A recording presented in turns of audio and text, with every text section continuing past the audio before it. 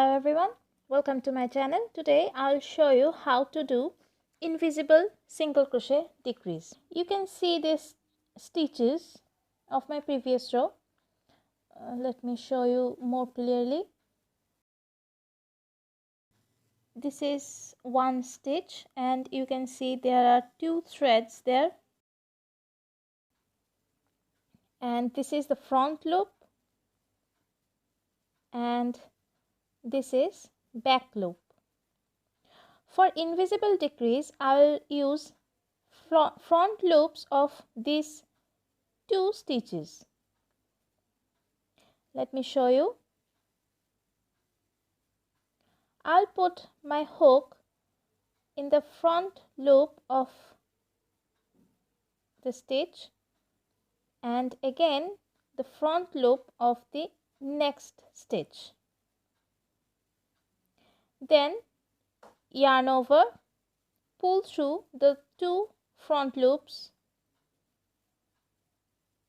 like this and yarn over, pull through the two stitches on your hook, and this is how you'll do invisible decrease. Let me show you again.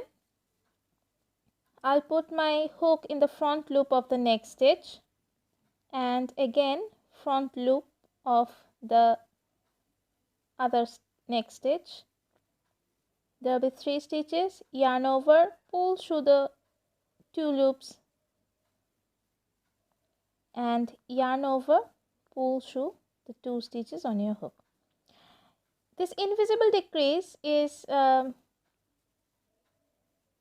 used for amigurumi dolls, and I use the invisible decrease more than the normal decrease, and I love it because they are invisible, of course.